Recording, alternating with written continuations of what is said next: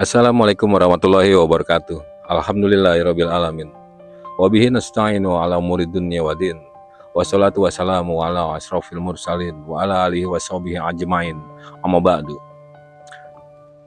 Selamat pagi para sahabat Misi Hikayat. Hari ini di cuaca yang sangat cerah ini kita akan mengunjungi makam keramat yang berada di lokasi Cakung yang bernama Makam Kumpi Mas. Nah, di situ banyak cerita-cerita yang masih dalam banyak yang belum terkuak di situ. Jangan di skip video ini, tonton sampai habis agar tidak terjadi miss tentang penjelasan tentang makam yang berada di Cakung, yaitu Makam Kumpi Mas. Tonton sampai habis. Kita langsung berangkat.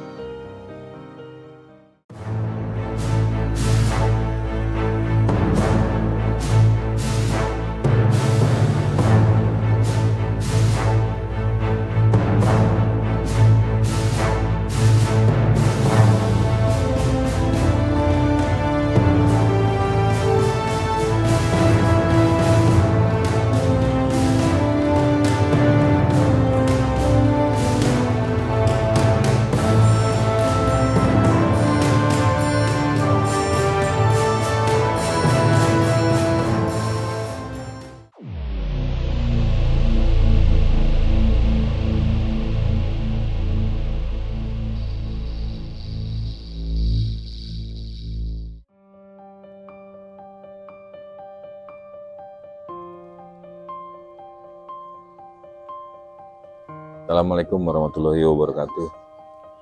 Para sahabat Misi Hikayat Channel, kita sudah berada di makam keramat Kumpi Mas yang ada di Tipar Cakung ya. Yang konon ceritanya makam ini dia ada pohon besar, satu pohon besar ini yang sudah ratusan tahun menurut ceritanya ini para sahabat. Yang dimaksud pohon ini ya ini pohon ini para sahabat. Jadi di dalamnya ini ada sebuah cerita besar mengenai cerita pohon ini. Nah, di sini ini ada makam yang sembunyi yang dinamakan ini Makam Kumpi Mas.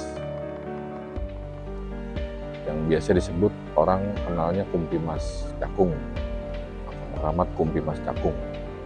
Oke, pohonnya para sahabat nih berusia sampai 200-an tahun, pokoknya ratusan tahun lah.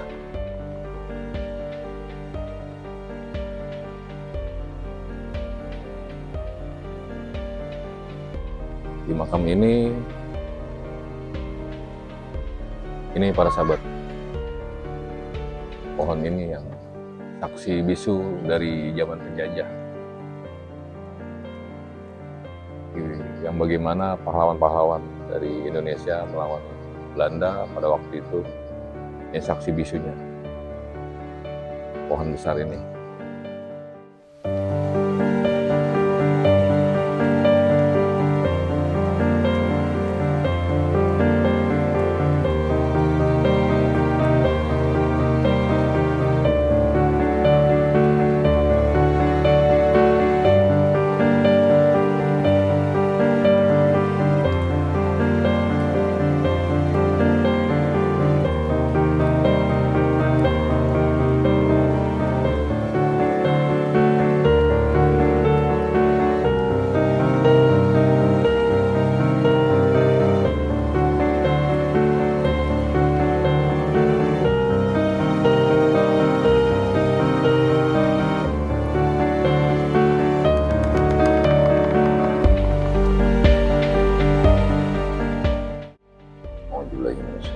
Bismillahirrahmanirrahim. Para sahabat Misi Hikayat Channel, ini yang dinamakan Makam Keramat Kumpi Mas yang berada di Tipar Cakung. Yang di tengah-tengahnya ini memang ada pohon besar ya, yang usianya bisa sampai ratusan tahun para sahabat. Dan juga di sini banyak cerita-cerita tersembunyi yang masih belum terkuak di makam keramat ini. Oke para sahabat Misi Hikayat, ini masih berkaitan dengan makam keramat Kumpimas yang masih berada di Kampung Cakung ya. Ini masih keterkaitannya dengan kisah Kampung Kresek dan Kampung Baru di Kecamatan Cakung. Yang kedua kampung tersebut ini semuanya masih berada di wilayah Kecamatan Cakung, yang berada persis di wilayah barat utara dari kantor Kecamatan Cakung. Itu memang ada sebuah kampung yang bernama Kampung Kresek. Mudanya sudah tidak tahu lagi yang mana itu yang disebut Kampung Kresek. Jadi mereka hanya tahu yang sekarang ini tuh hanya jalan ipar Kampung Baru. Sungguhnya Kampung Kresek dan Kampung Baru itu dahulunya tuh terpisah, terpotong oleh bonggangan persawahan. Jadi pada tahun 1967, Dirjen Pengairan dan Irigasi Pemda Bekasi membuat saluran irigasi dari Kali Bekasi sampai ke Kali Cakung untuk pengairan persawahan mulai dari daerah Bekasi, Keranji, Pulau Nyamuk. Di Pulau Nyamuk ini irigasinya terbagi dua. Salah satunya arah ke selatan dan salah satunya lagi ke arah utara. Yang arah ke selatan ini arahnya ke daerah Rawabebek, yang aliran irigasinya sekarang ini sudah tidak lagi terlihat, atau mungkin dikatakan sudah tiada. Jadi oleh warga sekitar ini sudah diuruk dengan puing-puing atau bongkahan bangunan ya, dan diratakan, jadi sudah tidak terlihat lagi. Justru yang sekarang kelihatan hanya warung-warung dan toko-toko di atas irigasi tersebut. Namun yang ke arah utara alirannya ini, yang ke daerah Rawabamu Kecil dan ke Rawabugel, Pondok Ungu, Ujung Menteng, Cakung, dan sampai ke daerah Sakapura. Kali irigasi ini sekarang masih aktif, walaupun sudah tidak sebersih dahulu lagi. Dan irigasi tersebut sekarang dikenal sebagai Kali Malang. Sejak adanya aliran irigasi inilah Kampung Baru dan Kampung Kresek menjadi satu. Di Kampung Kresek ada dua buah makam tua yang letaknya bersebelahan. Ini dibelah oleh jalan raya yang dibuat oleh Daendeles, disebut yang sekarang ini dengan Jalan Tipar. Makam tua yang berada di sebelah timur ini disebut Makam Keramat Buyut Kresek. Yang letak makamnya ini persis di bawah pohon yang sangat besar disebut Pohon Kresek. Dan makam yang berada di sebelah barat adalah Makam Keramat Kumpimas, dan juga berada di bawah pohon yang sudah cukup tua. Keberadaan Buyut Kresek adalah lebih tua dari Kumpimas, karena Buyut Kresek sudah berada dari sejak zaman Tarumanegara. Dan beliau adalah salah seorang begawan dari 1000 orang begawan yang mendapat tugas dari Prabu Punawarman. Dan tugas tersebut waktu itu dalam pembuatan Kali Gomati. Di pada abad ke-5 atau 6 Masehi ya, yang panjang sungai tersebut ini panjangnya sekitar 11 km dari pusat kerajaan Tarumanegara sampai ke Sakapura.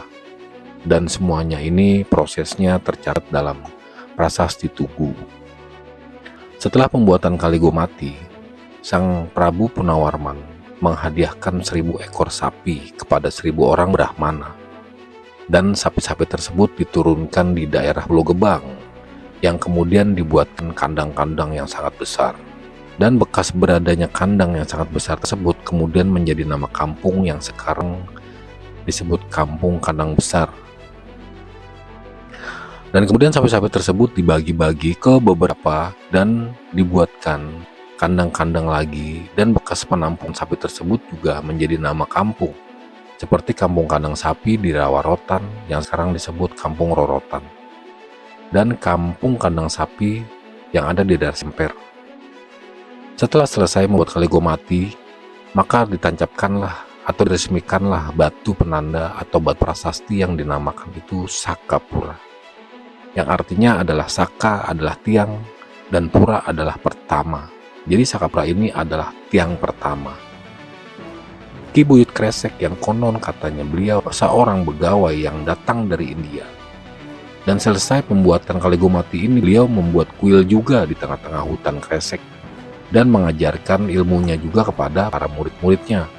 Dan konon ceritanya setelah beliau wafat, perabuannya ini dikuburkan di bawah pohon kresek. Dan para murid-muridnya sering melakukan ritual di makam perabuan jasad beliau. Sehingga sampai zaman abad ke-20 Masehi, makam perabuan beliau masih dikeramatkan. Namun sepertinya kini sudah tidak ada lagi yang mengkeramatkannya lagi. Berbeda dengan makam Keramat Kumpimas. Kumpimas ini adalah seorang wanita yang nama aslinya adalah Nyi Mas Sekarwiji, yang biasa dipanggil dengan sebutan Nyi Mas. Ayah Nyi Mas tersebut bernama Legawa, atau biasa dipanggil dengan sebutan Temenggung Legawa. Dan ibunya Nyi Mas tersebut bernama Ayu Setinggi. Ayu Setinggi putri dari seorang Senopati Mataram yang menikah dengan Temenggung Legawa. Temenggung Legawa diutus dari Kesultanan Mataram datang ke tanah Sunda Kelapa, diperbantukan oleh Sultan Agung Mataram untuk membantu Kesultanan Cirebon melawan pasukan Pajajaran. Temenggung Legawa datang ke Sunda Kelapa bersama pasukannya dan membawa anak istrinya juga. Putri Temenggung Legawa yang juga seorang pendekar pilih tanding yang bernama Sekarwiji ini, yang biasa dipanggil dengan Nyi Mas, dan Temenggung Legawa bersama pasukannya mendirikan bentengan di pesisir pantai utara Sunda Kelapa. Dan kemudian terjadilah perang yang cukup besar antara pasukan Cirebon Mataram melawan pasukan Pajajaran. Pasukan Temenggung Legawa berhasil digempur oleh pasukan Pajajaran, dan Temenggung Legawa menemui ajalnya. Beliau tewas dalam peperangan tersebut. Setelah Temenggung Legawa wafat, istrinya yang bernama Nyi Mas Ayu Setinggi dan putrinya yaitu Nyi Mas Sekarwiji mengambil alih pasukan Temenggung Legawa. Lalu pasukan yang dipimpin oleh Nyi Mas Ayu Setinggi bersama putrinya ini dipukul mundur juga oleh pasukan Pajajaran. Akhirnya pasukan Nyi Mas Ayu Setinggi dan Nyi Mas Sekarwiji ini mereka bersama-sama pasukannya kemudian berpencar. Nyi Mas Ayu Setinggi dan pasukannya mendarat di Rawadaon dan akhirnya menetap di sana di daerah Rawadaon tersebut, dan kini namanya menjadi nama kampung yaitu Kampung Kayu Tinggi yang dikenal sekarang sebagai Kampung Kayu Tinggi. Jadi Nyi Mas Ayu Setinggi ini bukan pendiri atau apa, jadi karena Nyi Mas Ayu Setinggi ini dan pasukannya mendarat di Rawadaon dan akhirnya menetapnya ini di Nyi Mas Ayu Setinggi menetap di daerah Rawadaon, dan akhirnya nama tersebut menjadi nama kampung yaitu Kampung Kayu Tinggi. Dan putrinya yang bernama Nyi Mas Sekarwiji bersama pasukannya masuk ke dalam hutan kresek dan menetap di situ, dan akhirnya hutan kresek tersebut berubah menjadi kampung yaitu menjadi Kampung Kresek. Nyi Mas Sekarwiji menikah dengan Pangeran Ahmad. Pangeran Ahmad berserta istrinya wafat ketika akan pulang ke rumahnya karena dia terpanah oleh pasukan Pajajaran. Jenazahnya tercebur ke sungai dan ditemukan masyarakat lalu dimakamkan di pinggir sungai. Dan sekarang menjadi Pul, ini daerahnya yang sekarang tuh menjadi Pul Taksi ya, gitu, atau Kampung Pedaengan. Dan juga kuda beliau yang juga tewas terpanah oleh pasukan Pajajaran tersebut dimakamkan di dekat sungai di sebelah utara. Sungai Makam Kuda ini menjadi dikeramatkan. Letak makamnya yang sekarang itu di tengah-tengah Pasar Cakung. Dan makam Nyi Mas pun menjadi makam keramat yang disebut Keramat Kumpimas yang ini saya lagi sedang datangi. Kisah Kumpimas terjadi pada abad ke-15 Masehi. Namun kisah Kampung Baru ada di abad ke-17 dan 18 Masehi. Kampung Baru didirikan oleh orang-orang Cina yang diusir oleh Gubernur Jenderal Ardian Falkner pada saat pembantaian Cina di Batavia. Makanya di era tahun 1970-an di Kampung Baru banyak kuburan-kuburan orang Cinanya.